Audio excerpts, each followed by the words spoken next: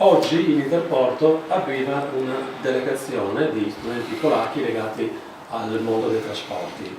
Cosa proporrete, cosa farete vedere a questi studenti? Ma diciamo che più che proporre è una richiesta che è pervenuta dal polo tecnologico, e questo si sviluppa in un'ottica sostanzialmente di integrazione delle varie funzioni che Interporto, fra cui Interporto fa rete, nel senso che noi siamo la rete logistica, il polo tecnologico e lo sviluppo della conoscenza e delle start-up d'impresa, e altre come il consorzio universitario, come ovviamente i distretti industriali, sono chiamati a una sorta di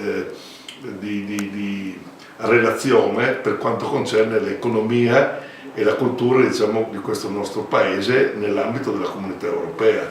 Per cui trovo assennato il fatto che, nonostante la barriera della lingua, ci sia perlomeno uno scambio di conoscenza di carattere, diciamo, imprenditoriale e aziendale. Con un'ulteriore domanda, mancano pochi mesi dall'avvio di una importante opera attesa da lungo tempo, quella del terminale ferroviario. Ci può dare un resoconto dello stato dell'arte al giorno d'oggi? Allora, a dire la verità, i lavori sono iniziati, per cui se intendiamo come opere, le opere sono già avviate, sono anche a buon punto, e i vari lotti che si vanno naturalmente a integrare tra di loro, dallo sbancamento alla realizzazione dell'armamento ferroviario, alla realizzazione del sistema di controllo ETC, al sistema di rilevamento delle merci viaggianti, quello è già operativo.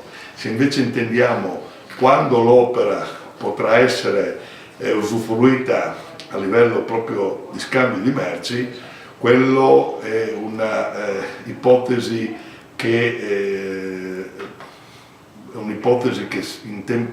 in ordine temporale si può far coincidere fra l'inizio dell'autunno e l'inverno, insomma, del 2017, e dopodiché a pieno regime nel 2018. È una bella occasione di sviluppo, no? Per il rapporto. Questo è il mantra, si può dire, si può usare questo termine, per lo sviluppo dell'area, perché gli operatori ne hanno bisogno, le aziende strutturate ne hanno bisogno, e sicuramente il territorio, quando si accorgerà effettivamente che questa scommessa sarà vinta e darà veramente l'apporto che deve dare in termini di servizi, quella volta saremmo forse a dover ragionare in termini di come soddisfare la domanda.